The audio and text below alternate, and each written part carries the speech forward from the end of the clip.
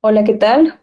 Eh, Bienvenidas sean todas y todos a una charla más en el marco del programa virtual de la 12ª Feria del Libro Usado y Antiguo de Guadalajara. Para esta emisión contamos con la presencia de el escritor y poeta y editor León Plasencia Añón y Mario Orozco como moderador de la charla. Muchas gracias por estar acá y los presento brevemente y voy a leer sus semblanzas. Eh, Mario López es titulante de la licenciatura en Letras de la Universidad de Guadalajara. En el 2020 fue becario del programa ISAP en la Universidad de Clon. Disfruta de la poesía, pero prefiere escribir ensayo y cuento, además de crónica deportiva. Muchas gracias, Mario, por estar aquí. Y les presento también a León Plasencia Añón. Es poeta, narrador, editor y artista visual. Dirige Filo de Caballos, Editores y Nox Escuela Creativa. Ha obtenido diversos premios nacionales e internacionales.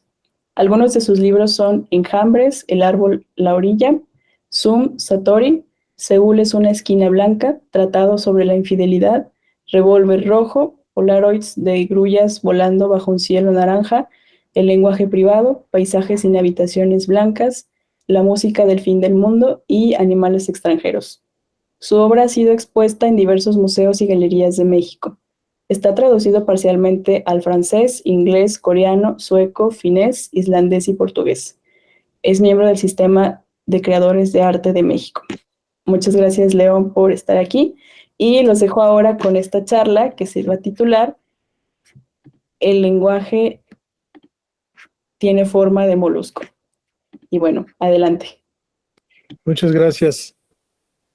¿Qué tal? Buenas noches. Pues nada, es un placer estar acá y bueno, preparé algunas preguntas, sobre todo en torno a animales extranjeros, que bueno, lo leí ahora sí en pues tiempo récord para un libro de poesía. Generalmente me gusta como leerlos de manera lenta, pero pues se vino este evento y la verdad pues fue que como una semana. Eh, de entrada, pues me gustaría decir, fue un libro que me sorprendió, porque digamos, yo como formación de letras tengo una idea, pues, aunque leo muchos escritores recientes, soy como más de una tradición, pues, de leer escritores, pues, de mi generación, y me sorprende ver como estas conexiones, ¿no? Sobre todo que es un libro como muy metatextual en el sentido de que incluye discursos de todos lados, todas partes, y bueno, algo que también me estaba llamando la atención y que me hizo Yaeli ver es que no recuerdo muchos libros que la portada sea justamente hecha por el escritor, ¿no? Que acá le comentaba que me parecía algo como de Verónica Gerber, ¿no? Que ella sí también hace sus portadas, pero no sé, es algo que es algo muy llamativo y que bueno, que vale la pena mencionar. Y bueno, si gusta, vamos empezando con las preguntas. Adelante, Mario. ¿Quién es León Plasencia Añol como persona, como editor y como escritor? Ay, es muy complicado, es complejo decirte esto. ¿Quién soy? Bueno, intento ser el mismo en todos, ¿no? Como escritor, como ser humano, como, como editor, como artista visual. Alguien que intenta comprender o entender el mundo a partir de cierta respiración, de cierta mirada. eh, Alguien que le gusta por las mañanas tomarse un espresso, que le gusta leer, que le gusta salir a caminar, que le gusta escuchar música, eh, y que le gusta estar todo el tiempo preguntándose cosas, intentando preguntarse, no respondiéndose, porque muchas de estas preguntas no tienen una respuesta eh, adecuada o posible, pero pues intento todos los días ser un hombre contento con lo que decidió hacer de su vida. Muy bien, justamente con esta onda de la vida, si lo podemos ver, pues como es muy común en la poesía, ¿no? Como un camino, como un viaje. ¿Cómo inicia este viaje, ¿no? O sea, cómo empezaste sobre todo, pues en este caso a escribir, pero creo que es relevante decir también a editar, a pintar, eh, por ahí creo que hay algo de cine, Ujú. y cuáles son las inquietudes, sobre todo en el inicio, pues. Empecé a escribir muy joven. Yo soy jalisciense, soy de un pueblo cercano a Guadalajara que se llama Ameca, está como a 80 kilómetros más o menos. Sí, rumbo Ahí, a Tequila, más o menos, ¿no? rumbo a Tequila, sí. Ahí crecí, viví ahí hasta como los 16, 17 años. Luego me fui a vivir a Guadalajara. Pasé buena parte de mi vida en Guadalajara, me formé en Guadalajara, me formé en la Universidad de Guadalajara y empecé, te digo, empecé a escribir muy joven. Al tiempo que escribía también pintaba. Me gustaba trabajar muchísimo con tinta china, trabajar sobre todo paisajes y trabajar dibujos de pájaros. Estaba obsesionado con la idea de dibujar pájaros y también escribía, no sabía yo que lo que escribía se llamaba poemas, eh, pero había un impulso, un influjo. Recuerdo que la primera vez que leí poesía fue eh, como a los 11 12 años, por ahí más o menos. Me enfermé, me dio fiebre Mm. y estuve en cama durante una semana, una cosa así. Y recuerdo que le dije a mi madre que me fuera a comprar unos libros a la que era librería y papelería del pueblo.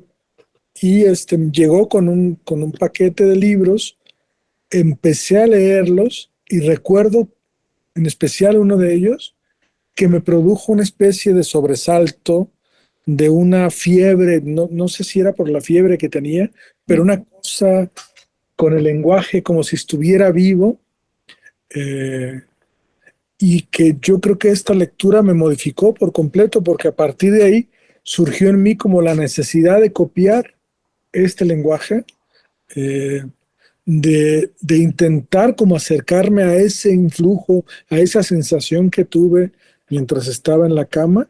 Y es un libro de un escritor que ya no es muy leído en estos momentos o que está como al margen en en la lectura de los jóvenes lectores, digamos. Y el libro se llama Residencia en la Tierra, de Pablo Neruda. Y bueno, me modificó, es como si me hubieran dado un balazo en la cabeza, porque me disparó a otros mundos, y me di cuenta que, que el lenguaje era, era otra cosa, que el lenguaje como tal, el lenguaje que hablábamos y el lenguaje que estaba ahí, pertenecían a dos esferas completamente distintas. Y te digo, al tiempo pintaba, pero llegó un momento en que me ganó más el influjo y el impulso por escribir estas cosas que yo no sabía que se llamaban poemas. Leía mucho de niño y de joven, pero, pero leía otras cosas. Leía más de narrativa, leía mucha historia, y esto fue como un golpe de realidad, vamos a decirlo, ¿no? Eh, y empecé a la par con las dos cosas, y en algún momento dejé de lado pintar y dibujar porque me ganó más el lenguaje. Y publiqué muy joven mi primer libro. Yo tendría 16 17 años. Apareció una antología de jóvenes escritores jaliscienses, éramos 7 autores, y ahí fue como lo primero en donde vi mi nombre publicado y en una página, una portada de un libro, ¿no? Y me di cuenta que eso es lo que quería hacer.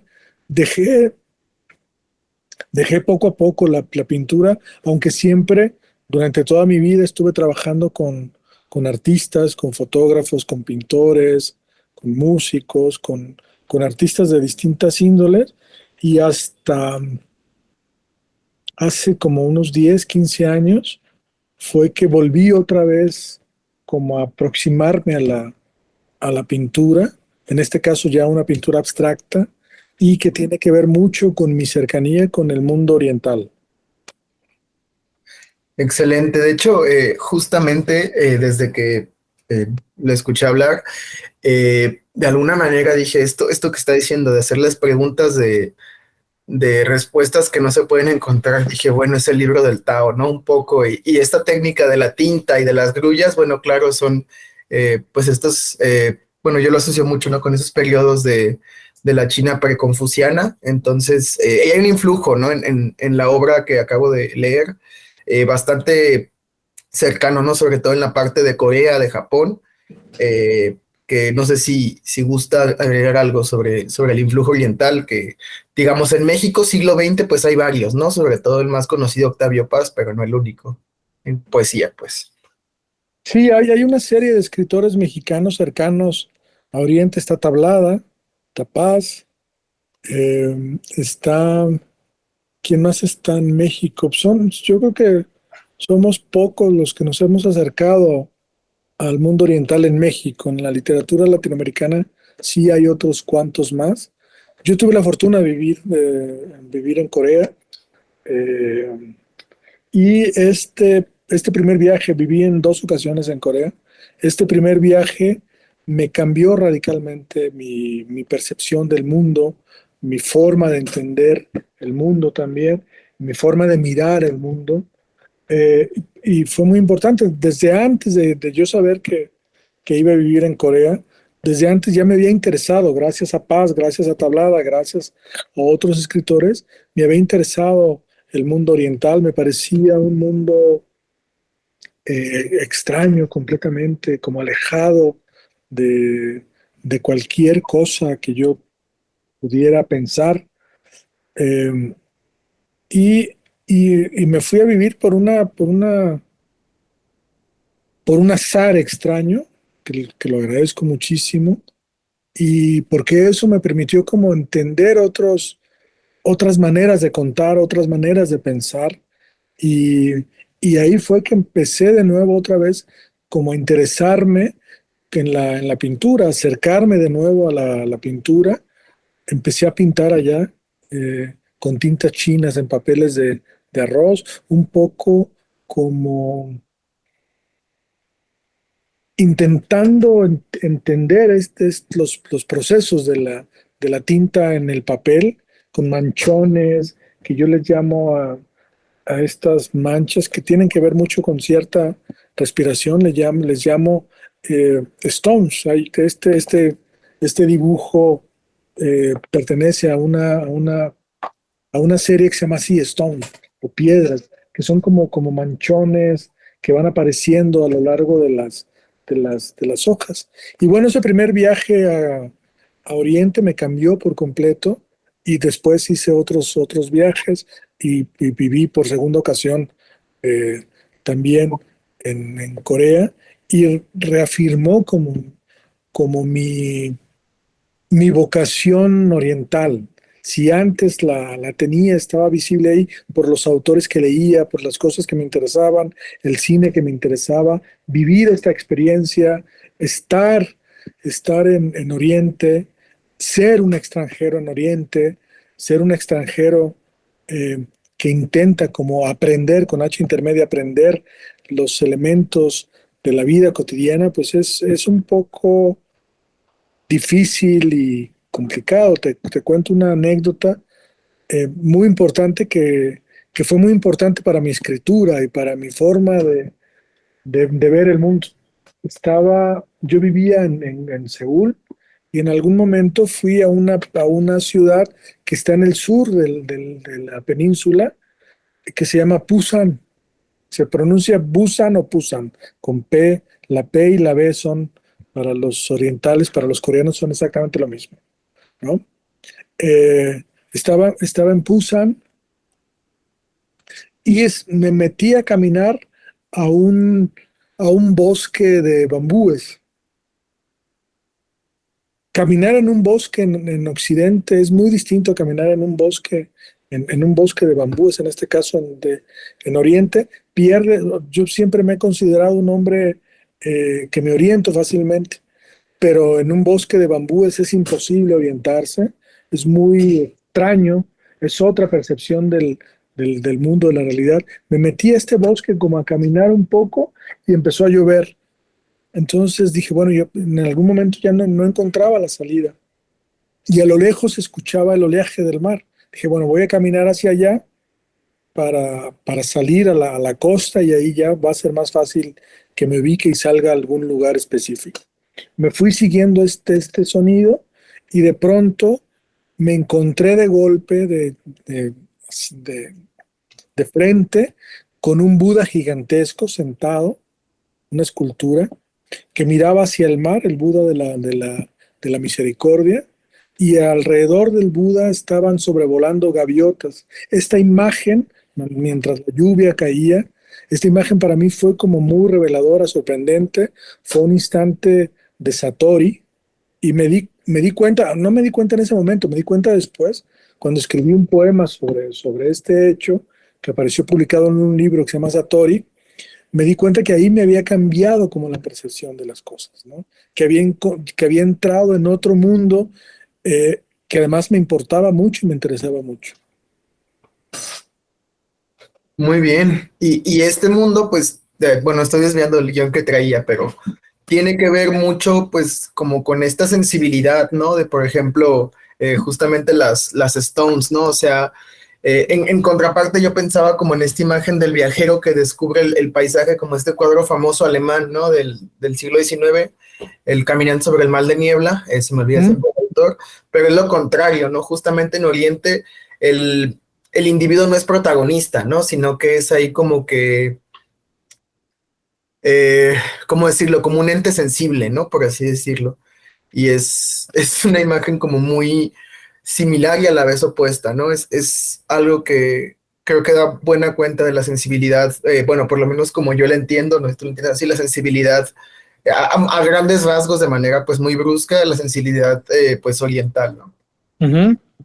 Sí, yo creo que la forma de mirar de los orientales va más hacia, es como mirar de sesgado, ¿sabes? Mirar de lado las cosas, el mundo, y así es como va entrando un poco.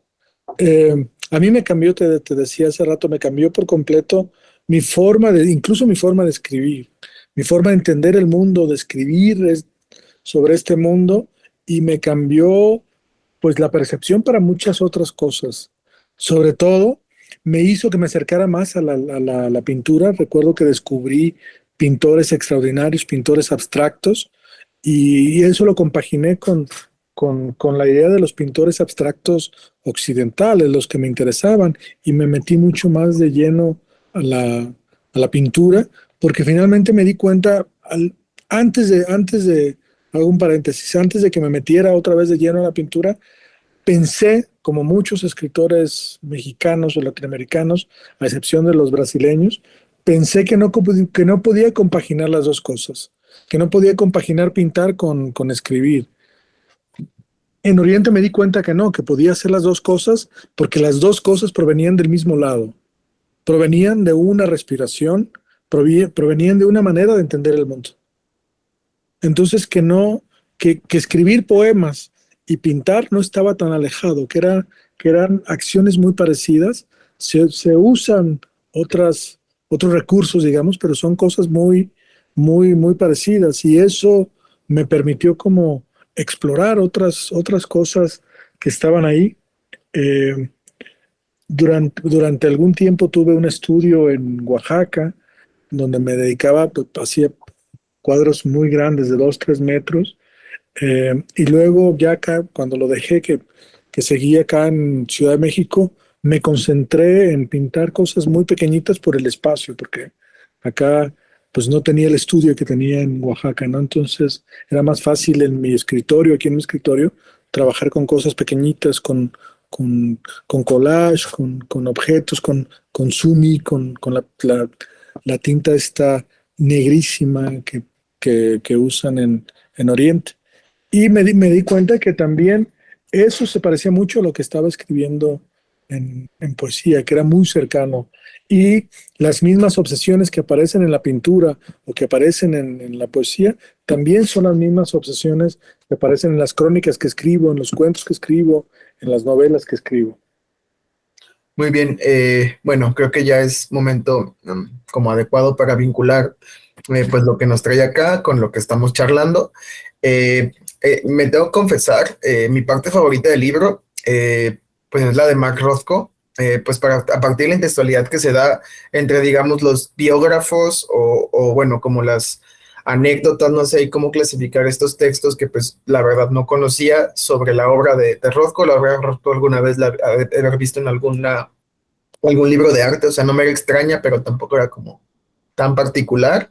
Pero bueno, como cuando entablo este diálogo con las obras que están en internet, obviamente con la biografía de Wikipedia, con la información que pude y juntando fue una experiencia pues muy grata, ¿no? Porque era una experiencia pues metatextual, ¿no? En el sentido de que no solamente la interacción del libro y el lector y el discurso que ella trae, el discurso que se enfrenta, sino que era como pues ahora sí que pues una multiplicidad de discursos que da pie pues a una obra genial, en mi opinión, pues, y que no solamente es para alguien adepto a poesía, ¿no? Muchas veces uno piensa, pues, ¿quién entiende un poeta? Pues otro poeta, ¿no? Y en este caso, bueno, mi impresión personal es que en realidad esto se les puedes contar a lo mejor incluso adolescentes que no están tan en la poesía o tan en el arte, pero que de repente, mira, no tienes justamente que tener tan separada esta línea de esto es pintar y esto es escribir, ¿no? O sea, hay interacciones, hay mediaciones incluso pues con cosas que no son ni un autor ni otro, ¿no? O sea, creo que se genera un punto intermedio muy interesante. Y bueno, ya aterrizando un poco, eh, retratos fuera de foco sobre Mark Rothko, variaciones de color sobre una tela. ¿Cómo se llega a un artista tan particular y cómo esto, digamos, ya lo estamos anticipando un poco, pero cómo esto se aterriza en un libro? Mark Rothko es uno de mis artistas favoritos. Recuerdo la primera impresión que tuve al ver un Rothko en vivo fue una sensación de alegría, pero de orfandad también. Entonces es un autor y que incluso a lo largo del libro se menciona en otros textos. Eh, es un artista importante para mí, es un artista el, que siempre me hace reflexionar y pensar sobre pintura, sobre los procesos de la pintura, pero es muy curioso cómo surgió esa sección, te la cuento rápido. Hace cuando, cuando hice Stone, un poco antes de Stone, eh, estaba yo en una fiesta en casa de un amigo cineasta, eh, y él tiene un cuadro que le regalé, que son como rayas con tinta china, un cuadro grande. Y estaba ahí en su fiesta cuando mi amigo les dijo, bueno, pues el tipo que está ahí, o sea, yo, es el que hizo ese cuadro, ¿no? A sus demás invitados. Y al rato se me acercó una chica, me dijo, oye, qué padre, me gustaría ver si podemos trabajar juntos. Y como siempre pasa, bueno, les dices a la gente, sí, claro, pero nunca sabes si se da esa posibilidad o no. Eh, y como a los meses me habló, me dijo, oye, mira, yo trabajo en una empresa multinacional y les conté de tu cuadro y estas cosas a los directivos y ellos quieren regalarle a cada directivo que está en distintas partes del mundo, quieren regalarles un dibujo y quieren que sean dibujos tuyos. Le dije, ah, sí, claro, con todo gusto, los hago. Y me puse a hacer toda una serie que es anterior a Stone, una serie donde trabajaba mucho con el rojo y con el negro, y le entregué 100 dibujos que quería, ¿no? Y me dijo, oye, pero necesito que me hagas un texto en donde expliques de qué se trata, porque tú también eres escritor. Le dije, sí, claro, te hago un texto. Y le escribí un texto pequeñito. Y luego me habla y me dice, no, lo que yo quiero es que hagas un texto para cada dibujo. Le dije, no, eso es imposible. O sea, no, ese es otro trabajo, ¿no? Total, que cuando me lo pidió le dije que no, pero me puse a escribir, no para entregarle nada a ella, sino un poco para explicarme qué es lo que estaba haciendo con esos dibujos. Y escribí una serie de textos pequeñitos. Cuando los terminé, me di cuenta que en realidad estaba intentando explicarme no mis dibujos, sino que estaba intentando explicarme el proceso de trabajo de Rothko, con el uso de los colores, sobre todo los negros, los rojos, y fui fragmentando esto, lo, lo- lo rompí, digamos, de alguna manera. Hice pequeños textos, fragmentitos, pero me parecía que no estaba del todo entendible, ¿no? No sabía cómo armarlo todo esto, ¿no? Y bueno, tengo una serie de libros que hablan sobre Rothko.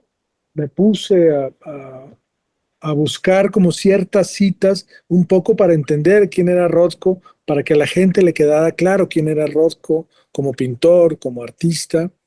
Y fui probando ponerle a los textos, como si fueran pies de página, ponerle los textos de distintos comentaristas, distintos ensayistas, distintos artistas incluso, que opinaban sobre Rothko. Cuando tuve todo esto, me di cuenta que esa sección estaba ya completa y que además funcionaba como, de manera conceptual, como si entraras a un museo y los textos, los fragmentitos, los que están arriba, son como los cuadros y la parte de abajo son las fichas técnicas de cada uno de los textos. Muy bien. Y así es como funcionó la sección. Ok. Bien, creo que queda ahora sí perfectísimo para la siguiente pregunta. Es un fragmento que me gustaría destacar, referente justamente al proceso creativo de Rothko, es, abro cita: casi nunca empiezo con una visión precisa. Comienzo, sí, con una idea de pintura, un impulso que deriva en general de mi mundo interior. Y ahí se queda suspendido. Más cosillas. ¿Cómo es tu proceso creativo y si lo compartes con Mark Rothko? Mi proceso creativo tiene que ver con ciertos intereses, con cierta respiración. Cuando voy a escribir un poema, no sé cuándo voy a escribir un poema, viene como una especie de latido, viene como una especie de respiración distinta, y entro en conjunción con el lenguaje, con cierto lenguaje, y dejo un poco que me vaya llevando el texto por donde quiera, y luego ya viene todo un proceso que es el que disfruto más, que es el proceso de corrección. Ahí es donde me aventuro, me arriesgo, experimento, pruebo distintas cosas. Eh, a veces los textos surgen de otros textos, o sea, los poemas surgen de otros poemas, a veces surgen de la música, a veces surgen de una visión, de un paseo, de una caminata. No hay, o sea, no hay algo muy específico, sino que pueden venir de muchos lados. Cuando pinto, por ejemplo, tengo en la cabeza una imagen muy precisa que quiero representar en la tela o en el papel. A veces, casi nunca salen tentativas, pero tiene que ver también con cierta respiración, con una imagen. Los poemas también a veces provienen de una imagen que tengo muy, muy clara en la cabeza y que quiero llevarla al papel. Excelente. Eh, Justamente esto fue estos problemas de comunicación, podríamos decirlo así, son una de las problemáticas que yo puedo identificar y que yo comparto, ¿no? Como yo soy de letras, pero un poco más vinculado a letras, es 80% literatura y 20% lingüística. Yo me considero más lingüista que escritor o que analista de literatura, pero un problema como muy manifiesto en la poesía contemporánea es los límites del lenguaje, ¿no? O de la comunicación en sí. Entonces, algo que yo siempre estoy como rastreando es esto, ¿no? Y bueno, una de las motivaciones que observo, o más bien de los problemas que observo en todos los poemas, bueno, en gran parte de los poemas, no solamente en la segunda sección, pues son justamente, ¿no?, los límites de la comunicación, y de ahí saqué como las frases tentativas para el título. En este caso son dos que incluyo. El lenguaje tiene forma de molusco, y bueno, ¿cómo se llega a esto, no? ¿Por qué escribir aun cuando, abro cita, lo que se escribe es siempre otra cosa? Cierro cita. Eh, Quiero decir, o sea, ¿cómo se llega a esto? O sea, ¿por qué, cómo de alguna manera vincula estas problemáticas de comunicación al momento de escribir, y por qué se tiene fe en escribir, aun cuando se sabe que no se va a llegar a donde se quería inicialmente?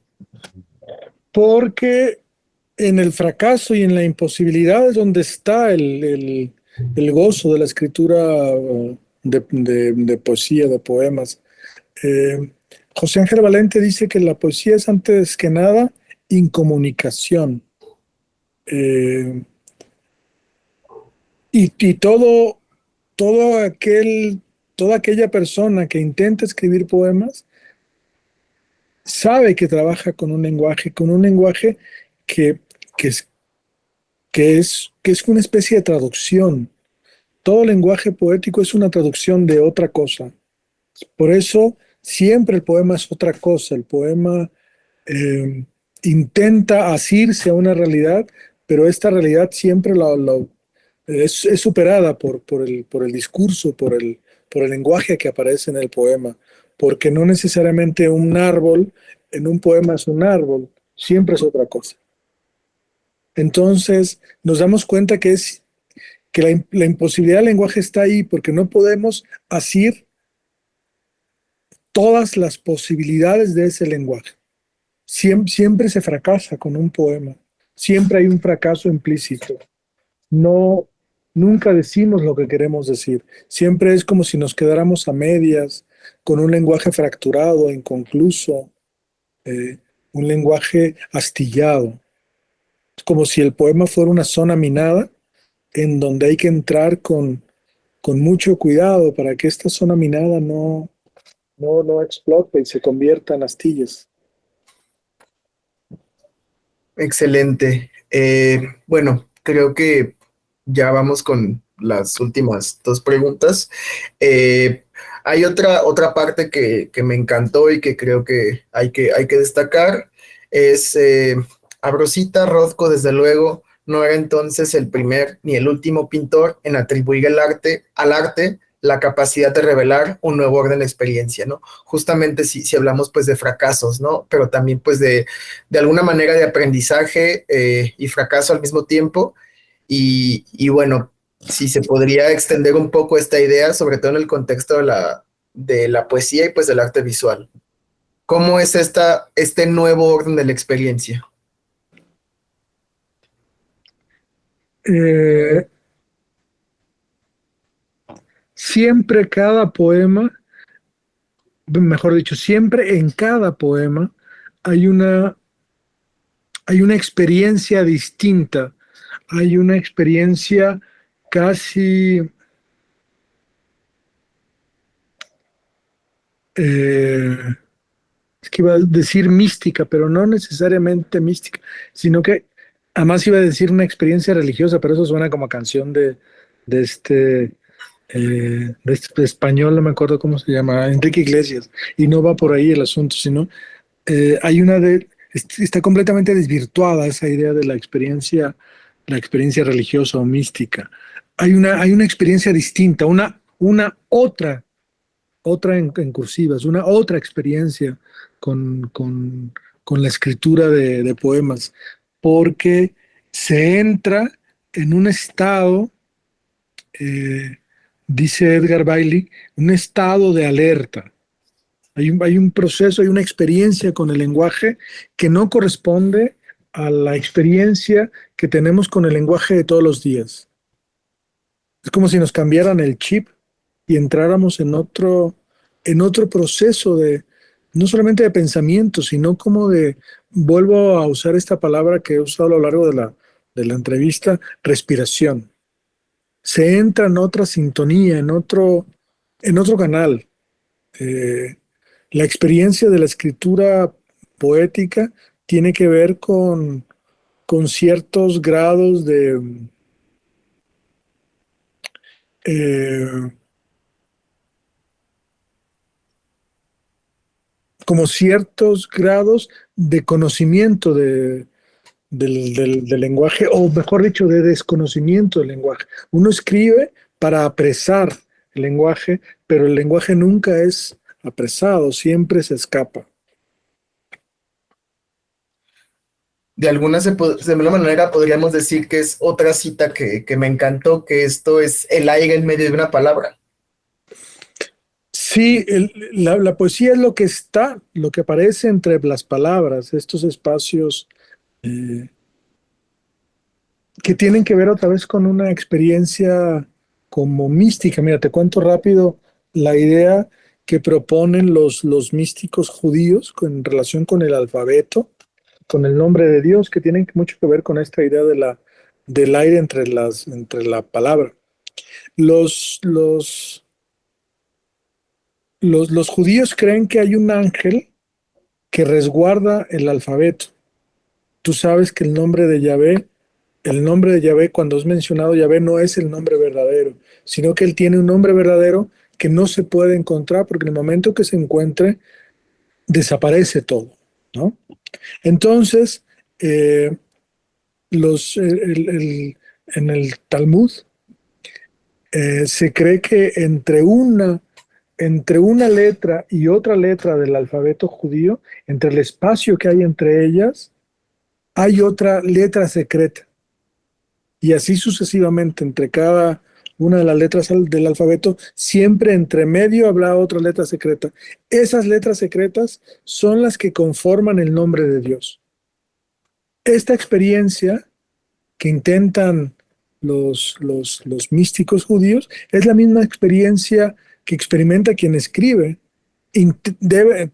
poemas. Debe encontrar esas letras secretas que están entre las otras letras del alfabeto que usamos cotidianamente. Eso que tú mencionas del aire entre las palabras, ¿no? Es este aire que está ahí, este aire que hay que apresar. Muy bien. Pues ya ahora sí la última y que me gustaría pues siempre como cerrar con perspectivas a futuro. ¿Qué sigue para León Plasencia Añol? Si estás trabajando en algo.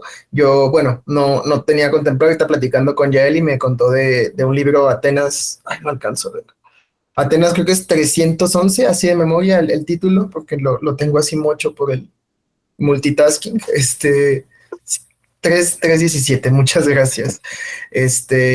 Si no sé si os puedes ir adelantando algo de lo que sigue.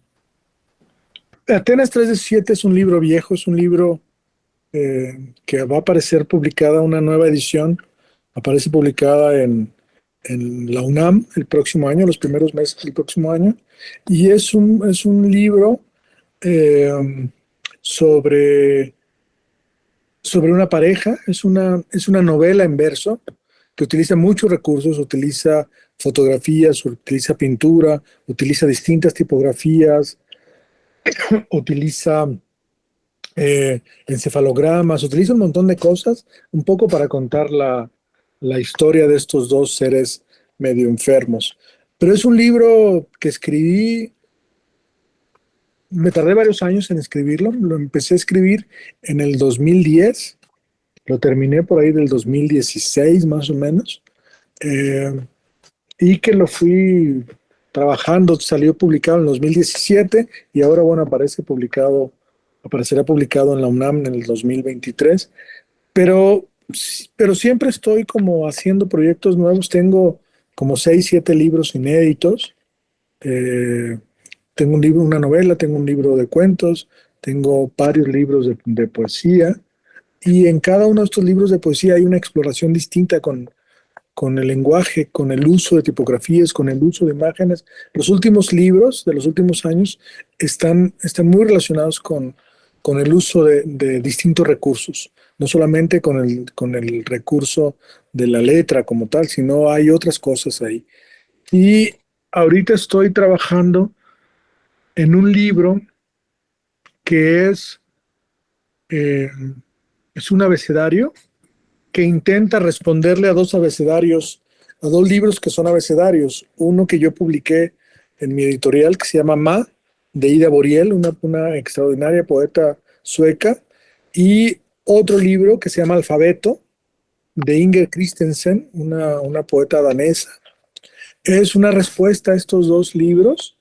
Eh, Estoy haciendo un abecedario, un alfabeto, y cada una de estas letras contiene una serie de historias, pero decidí complicarme la vida. Entonces, cada letra tiene una secuencia Fibonacci. Es decir, un libro que trabaja con las matemáticas. Hay una secuencia Fibonacci en cada letra. También hay ciertos recursos de fotografías intervenidas, y es la historia de la enfermedad y de los hospitales psiquiátricos durante el siglo XX y el siglo XXI. Entonces es un proyecto muy ambicioso, que ahí va escribiéndose a lo largo de desde hace como un año más o menos empecé a trabajarlo, y va lento porque pues hay que trabajar con Fibonacci, no es nada sencillo. Eh, wow, o sea, me sorprendió mucho, hay como muchas cosas que así como que siento que es cuando estás en el mercado y te empiezan a poner como demasiadas frutas o demasiadas verduras y ya no te caben en la mano, ¿no?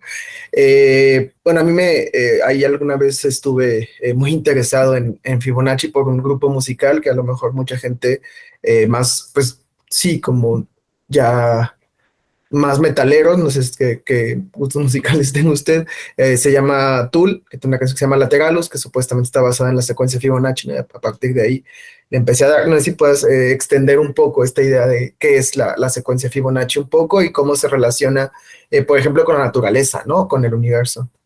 Sí, se supone que la naturaleza es perfecta porque lleva la secuencia Fibonacci, que es 1, 2, de 2, 3, 3, 5, 5, 8, y va aumentando la numeración, y da por resultado la perfección en la secuencia Fibonacci.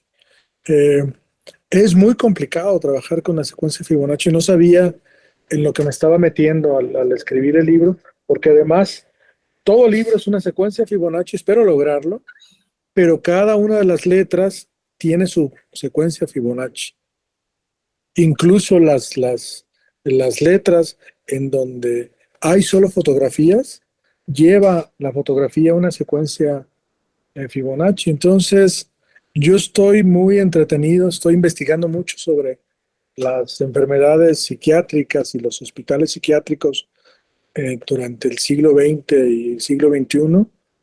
Y pues no sé, digo, no sé si lo voy a terminar de entrada, si cambiará en algún momento porque es demasiado complejo, si se irá por otro lado, pero al menos lo que llevo, las cantidades de letras que llevo, pues va avanzando ahí poco a poco, y pues vamos a ver qué pasa. Siempre me tardo muchos años en escribir un libro, y me tardo mucho más en publicarlo. O sea, no sé si este libro lo termine el próximo año, y me tardo unos cuantos años en corregirlo, en encontrar otras posibilidades, ¿no? Bien, pues ahora sí que creo que nos quedamos con la expectativa, pero también pues con la posibilidad de descubrir, ¿no? Ya hay bastantes obras publicadas y no sé si tengas por ahí también en términos visuales alguna exposición que esté próxima o que esté rondando por el país. Sí, Acabo de inaugurar una exposición mía acá en la Ciudad de México. Eh, Está hasta noviembre, y es lo único que tengo. Pinto mucho, pero no expongo mucho. Me cuesta un poco todavía de trabajo exponer. Son como contadas las exposiciones. Voy a ver si esta exposición de estos cuadros, que son como de un metro por 90, por 70 centímetros, un tamaño medio, si los llevo a algún otro lugar. Tienen que ver con vasijas. Son eh, cuadros abstractos, pero tienen también encima, que sobresale como si estuviera flotando, vasijas, porque la vasija, ahí otra vez volvemos con esta idea de Oriente. La exposición se llama Gyu o Jiu, que significa vasija en coreano, pero vasija para los coreanos tiene toda una representación del hombre con el universo, el hombre, Dios y el universo. Entonces, estos cuadros tienen que ver con esta cosa, ¿no? muy bien. Cada viviente. Está, pues ahora sí que quedan como toda la expectativa. Espero que las personas que vayan a escuchar esto lo hayan disfrutado tanto como yo. Ahora sí que hay, de alguna manera, tarea que hacer y, bueno, cosas que disfrutar. Y bueno, pues vamos a estar al pendiente de las próximas obras que puedan ir saliendo. Y pues nada, ya cedo la palabra para Yaeli. Gracias, Mario. Bueno, pues muchas gracias a ambos, a Mario y a León, por estar aquí en esta transmisión del día de hoy. Y bueno, pues nada más me queda cerrar y sigan conectados a este programa virtual de la 12ª Feria del Libro Usado y Antiguo de Guadalajara. Hasta luego.